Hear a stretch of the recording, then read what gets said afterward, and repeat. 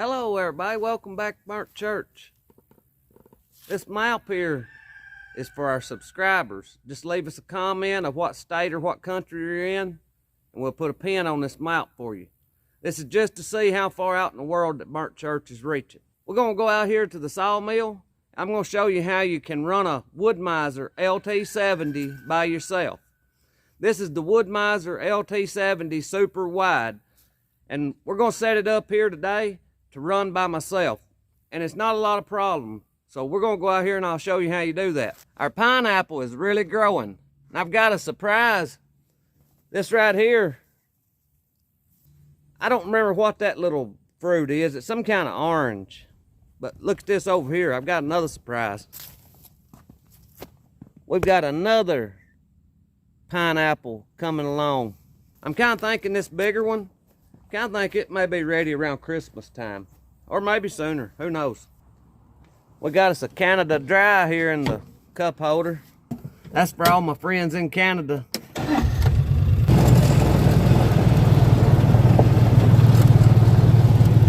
We've had a lot of trouble with the backhoe. We've been working on it for the last about a week. We order parts, the part come in, bad part. Hang on, I'll show you the parts that they keep sending us that's bad. We're getting a collection of these now. This is a fuel fitting that goes to the pump on that backhoe. And every one of them that they're sending us, the threads is bad on the end. I've got two of them. This is the other one. Threads is broken bad on the end of it. And these aren't cheap. These are about, I think, around $40 a piece, tax and all. But we got two of them that's paperweight now. So you see this electrical wire right here? It leads over here to the sawmill. And this is where it connects. This LT70's got a connection on both ends. It's got another connection back here. But I've got a problem. My connection is hid over in here, and I can't get to it. So what we're going to do is we're going to pull that cord as far as it'll reach this way, and that's where we're going to set our saw up.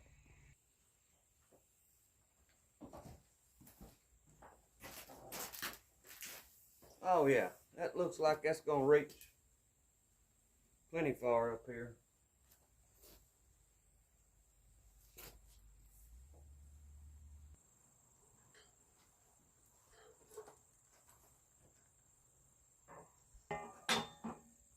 This thing pretty heavy.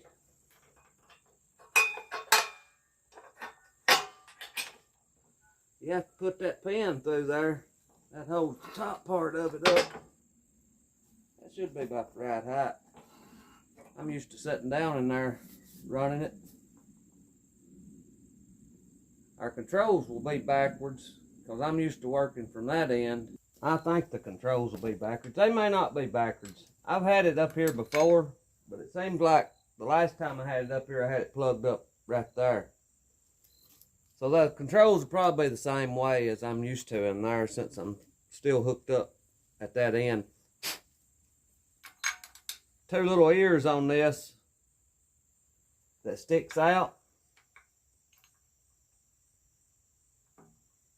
Whenever you get it turned right,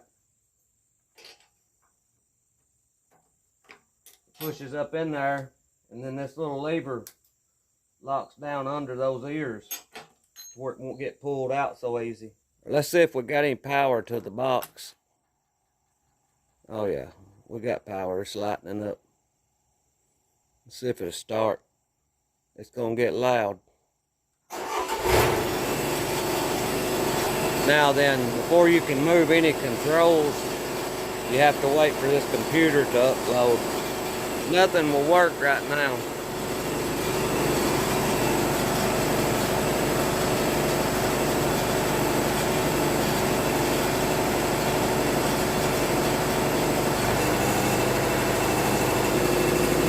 Now the controls will work.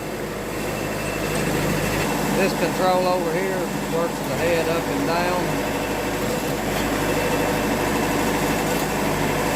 This control on the right side works the mill back and forth.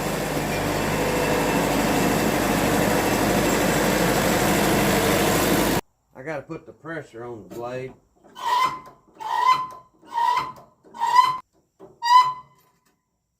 How much pressure do y'all run on y'all's blade? Ours recommends around 85 pounds for all blade types. Is that what y'all run on y'all's mill? If you don't care, put it in the comments. It got dark on me yesterday evening before I got any sawing done. So I've come back out here this morning. We've got our slab fire going. It's been getting a little bit big, so it rained last night and we've had a cold front come in. Yesterday it was around 80 and now it's around 40 and it feels real good. We're gonna saw a little bit of this now and I'll show you how I've got this set up to run with one man. This log that we have on here right now, I don't think it's gonna make 10-inch boards. We'll try it and see, but it's pretty crooked. You can see it over here. We'll see what we can make out of it.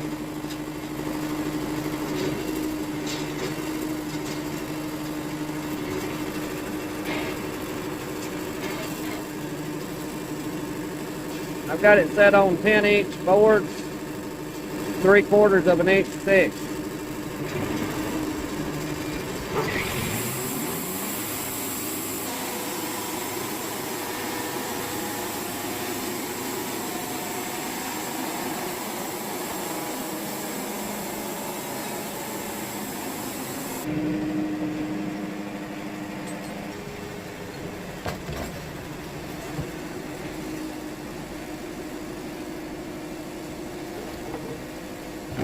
Conveyor table brings our slab boards on back here. This is where our slabs are. They'll go over here.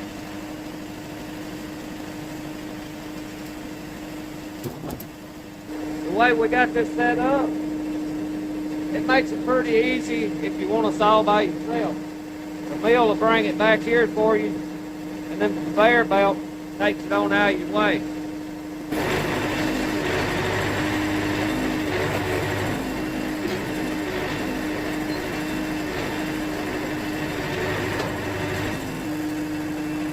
A lot of times I talk about having to push the log back to get it sitting on the bed. See how far that log is away from that roller? I'm going to have to push it back so it sits on that roller.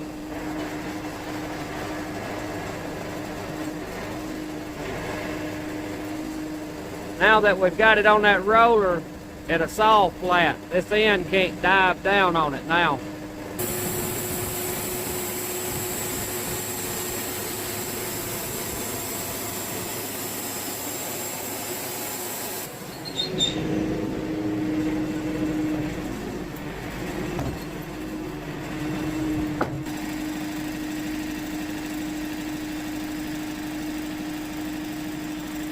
That log was too crooked to make 10-inch boards. I'm going to try to make 9 1/4-inch boards out of it.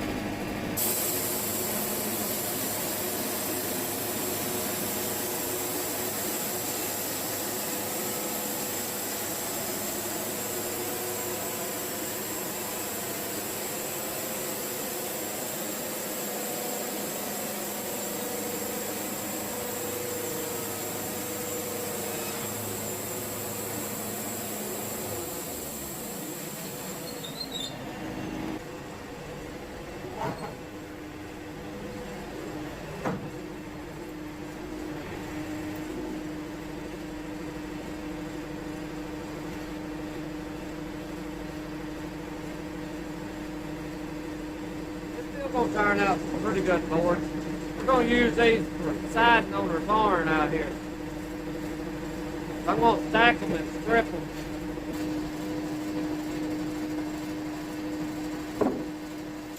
This is a real good setup for one person, which we run 2 or 3 people, me sawing and my son out here working, or Daddy, or Terry. It's faster that way. But if you're a one man by yourself, you can see here, you can set these mills up where you can get a pretty good bit of work done by yourself. And even if you don't have a conveyor belt like this, You could probably set rollers up there and do close to the same thing. You would just push it back as far as you could with the sawmill. Well, maybe this will give somebody some ideas. And if y'all have any ideas for me that we could do different, please put them down in the comments. I'm always open to any kind of suggestions. Well, we're going to finish up these logs, get this stuff to drying, before we'll be ready to put it on the barn. If y'all hadn't watched any of the barn videos, I've got a playlist of the off-grid barn build. You can go check it out, and it'll take you from the start of the barn until where we're at right now on it. But I thank y'all for watching. I pray God blesses you, and I'll see you in the next one.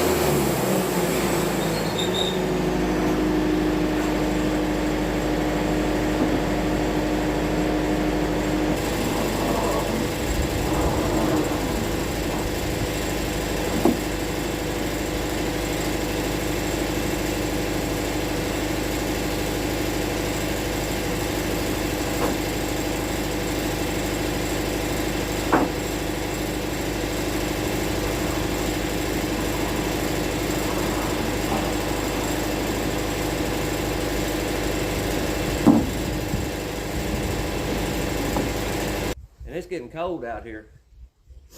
Nose is running.